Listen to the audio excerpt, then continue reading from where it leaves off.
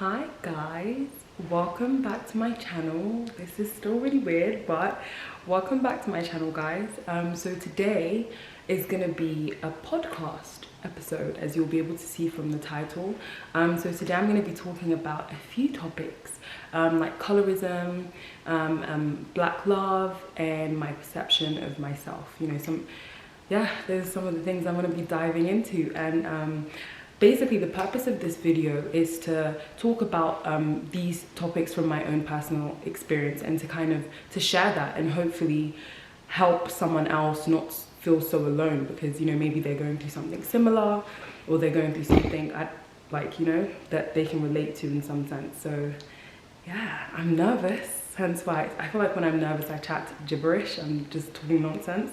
But you know what, I'm nervous to dive into this because obviously it's nerve-wracking, like putting yourself out there and like sharing such difficult experiences. But I really want to talk about it. I think it's important that we share our experiences, because I feel like something I felt a lot growing up was that I was alone, and I was the only one going through certain things. And as I've grown up and I've been more exposed to things, I've met more people, and I'm recognizing that I'm not alone. A lot of the things I go through, we all go through them as well, and that's why I think there's just so much beauty in sharing. So sorry, I'm looking down at my phone because that's where I have like my prompts. So yeah, so first thing we're going to talk about is my relationship with my looks. And I guess the best place to start is from the beginning. So when if you don't know, I was born in Nigeria and then I moved to the UK.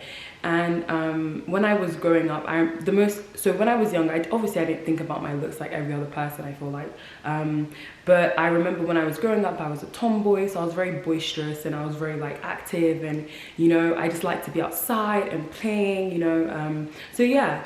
And growing up, I don't know, I didn't really think too much about looks. I had my crushes here and there, but I didn't think about my looks, I guess, and then I came to secondary school, and I think that that's when things changed. And for those who, so I was like in year 7 or year 8, I guess. No, year 7 was okay, I think, and then year 8, I just feel like generally as I went through secondary school, I started like noticing, okay, looks are a thing. Like people care about looks, and people care about, what you look like. And it's not so much about what, your personality is, or what you, I don't know, what type, I don't know, the kind of person you are. It's more about everything is kind of decided based on your appearance, And I don't know, I feel like I wasn't used to that. Like it was quite like, I don't know, it was very, I think obviously when you grow up as a child and you're so innocent, you don't think about these things. So it was a very harsh reality to come to terms with,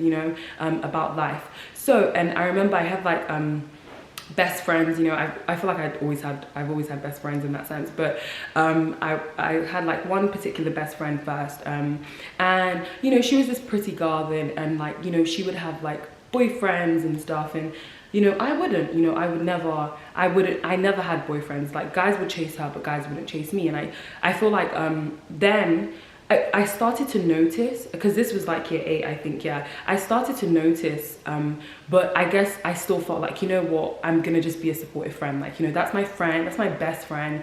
I'm gonna be like, yes, these guys, because I mean, she was gorgeous, so it's like, and I don't know, I felt like, yeah, that's my best friend, and I feel like I'm happy for her, but but I feel like the seed was planted, and that's when I started being a bit more aware of looks. And it was in my next friendship that I feel like that's where it, like, my eyes truly opened. Because like in that, so then I had another best friend, and in that friendship I remember, like, I thought that we were the same. Like I thought that we were exactly the same, and we both love reading, and we were both bookworms, and we were like sisters. And I don't know, that one I feel like hurt, because I guess, I don't know, it's really weird, but when you're a child, when you're younger, you do think, I think you see the world through such naive lenses, and you think that just because, you know, that's my best friend, that we're the same, and people are going to respond to us the same and react, you know, like interact with us the same. I think, yeah, that was the key thing, because, you know, I thought we were the same. I thought that everyone would interact with us the same, you know. And so yeah, but obviously as time went on, you know, she really would get attention and I would get no attention, you know. I remember so many, like there was one time when we were going home from secondary school, and like this guy, like, you know, wanted to, that was when they had like Blackberries and BBM. He was like, oh, can I get your BBM, like whatever the, I think it was like your code or whatever. And I remember, I just remember feeling invisible. And I remember that, you know, I don't know, and it was really like it was very like hard to come to terms with, because, you know, I was like, this is my best friend, I love her, you know, but every time I was around her, I felt invisible. I felt like, you know, I don't know, I felt like I just didn't exist. And then, you know, I really internalized that. And I remember I would compare myself, like I thought that, you know, every little feature, everything, you know, I felt like she was better than me in every way, shape and form. And, you know, and I don't know, I guess I believed, like, basically the way the world responded to us, and the fact that, you know, people held her to a higher esteem, or, you know, and, you know, I don't know, people obviously liked her and wanted to, you know, it made me feel like, well, they're right, like she's just better than me then, like I'm not, you know, I'm nothing compared to her.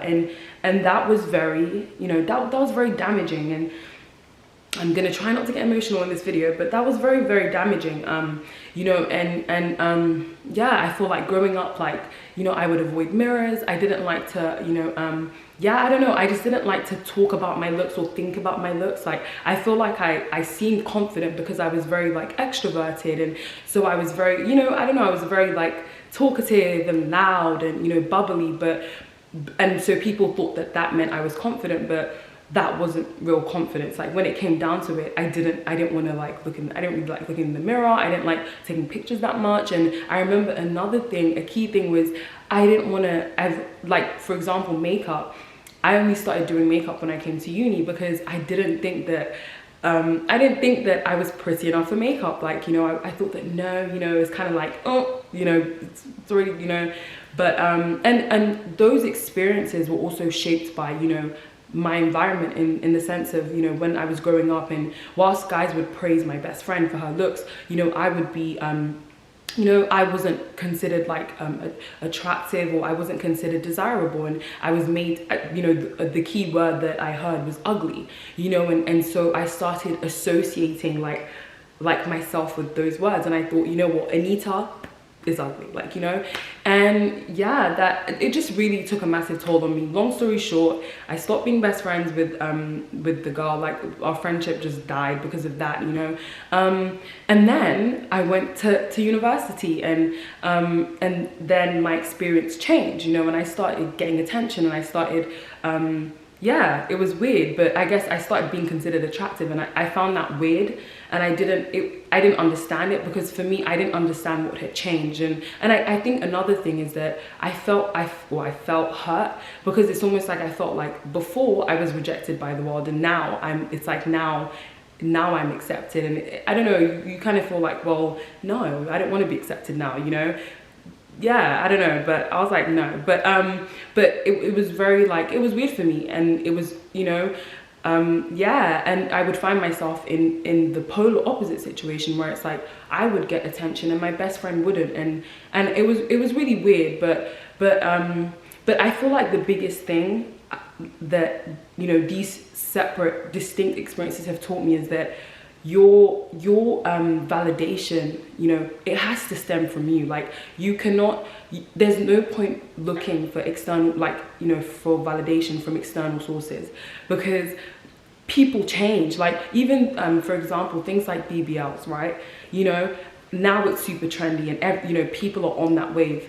What about when that isn't a trend anymore? You know, I think that's the biggest thing, that it's the biggest thing I've learned from all my experiences, is that, like, my love for myself, my confidence in myself, my belief in myself, it all has to flow and stem from me. I cannot look to anyone else to give me validation, or to, you know, because I don't know, it's kind of like, until I learn to love myself, I will never be happy. Like, I won't, you know.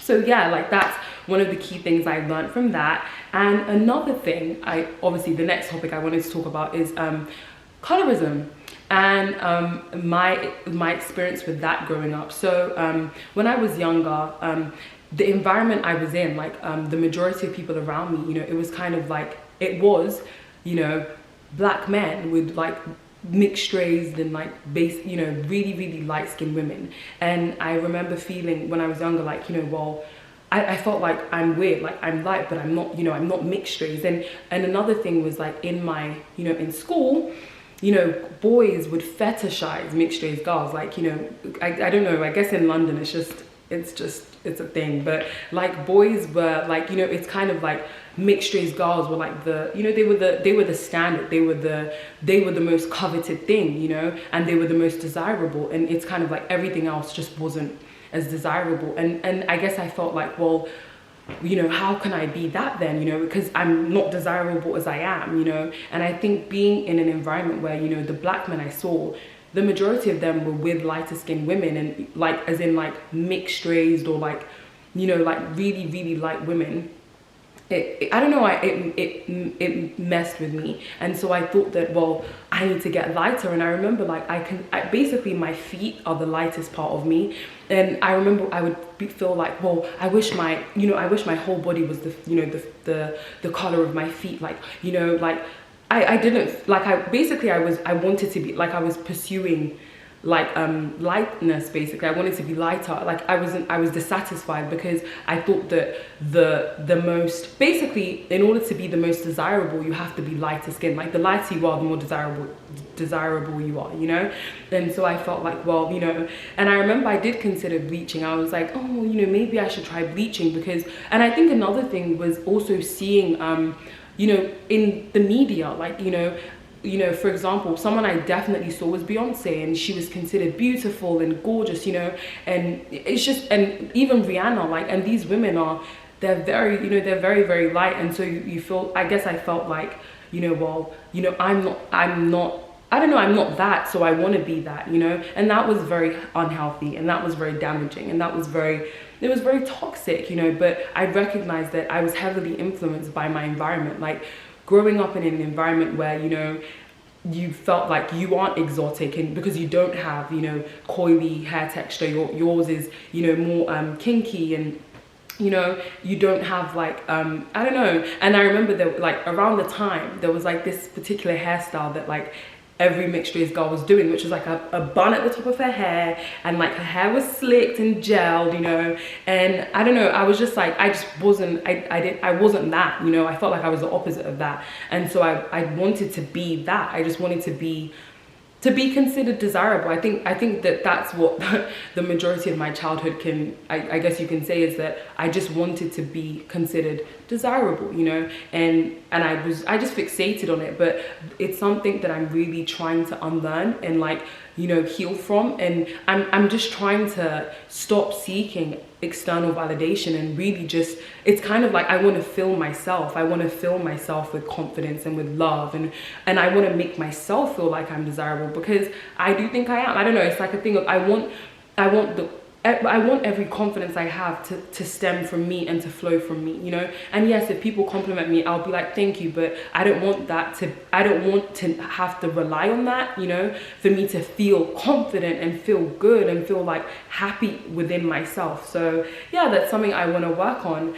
But I think essentially the biggest, well, another thing I can take away from my childhood is that I spent a lot of my childhood comparing myself. Like I don't know, I think that's been one of my biggest problems, is that I would always compare, and I would always find a way to make myself feel inadequate and feel lesser than someone else. Like I always thought this person is better than me for that reason, and that person is better than me for this reason. And it's because I didn't love myself. I was very insecure, and I didn't think I was enough, you know, because it's like I felt like my environment was telling me that I wasn't, like my, you know, in school, and you know, and obviously having this best friend, and it's like what the, you know, I don't know, I thought we were the same, but no, we're not, you know. She's being, you know, the world interacts with her differently from how they interact with me, and I just feel like that definitely messed with me. And so one of the biggest things I would do growing up is just compare.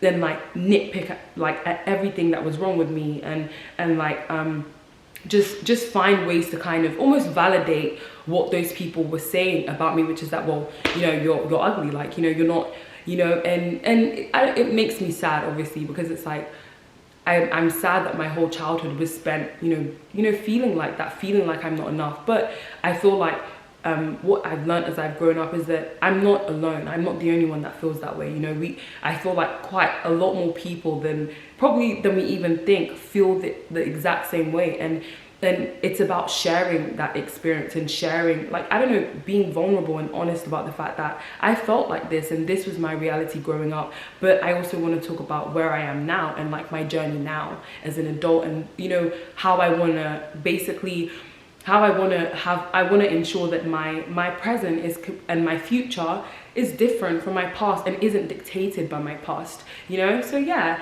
and that leads me on to the final part of this podcasty, you know, well, I wouldn't say it's commentary, but podcasty video. But I want to talk about where I am now, you know, and like some of the things I've learned now, you know. So growing up, I thought that I needed to seek external validation. Now, as an adult, as a 23-year-old, I am working on seeking only internal validation. I'm working on affirming myself and validating myself, and just going hard for myself, like making, I don't know, it's like I want to love myself the way I feel like I wasn't loved. I want to appreciate myself the way I thought I wasn't, and I don't want to need or you know, have to depend on the opinions and like of all thoughts of others, you know. So yeah, that's one of the first things.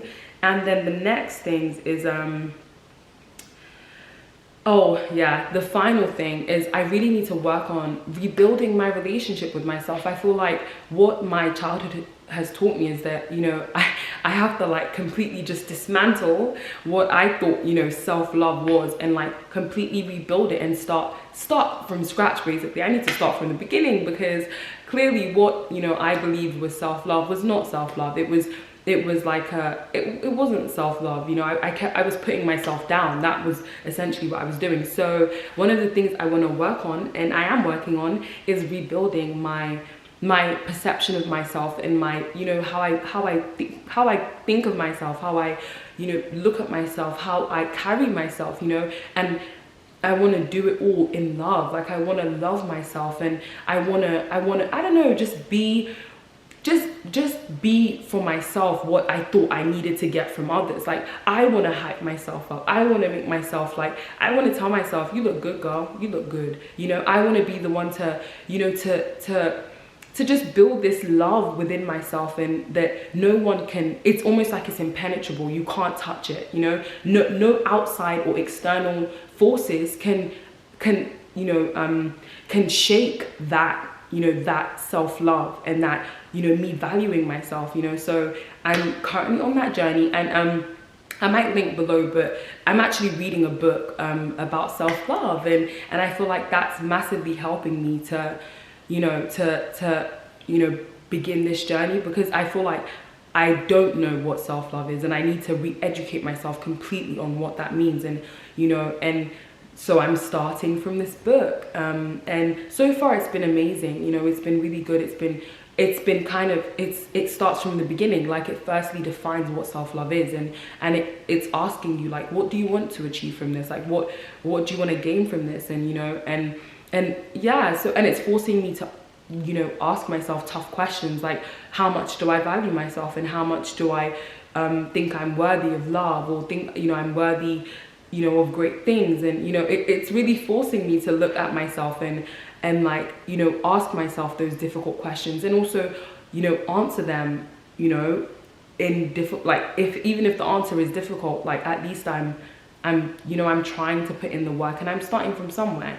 So yeah, I hope that the thing that you take away from this video is that, you know, your childhood experience, like, it's like we all go, well, not we all go through, but a lot of us feel like we're not enough, and we feel like, you know, we're not good enough, or we're not, you know, everyone's better than us, or this person's better than us, or, you know, our whole childhood is like spent feeling inadequate, I feel like. And I hope that, you know, what you can take from this video is that as an adult, you don't have to continue that pattern. You don't have to continue that cycle. You can choose to start loving yourself and start finding internal, you know, internal acceptance and internal love, and not looking for it or seeking that from external, you know, people or forces, you know. And yeah, and even with yeah, that's it. I hope that that's what you take away from this video, and I hope you guys enjoyed this. I know that it was a bit of a weird one,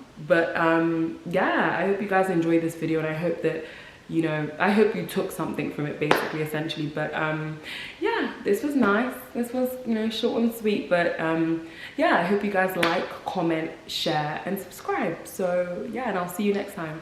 Bye guys. Mwah.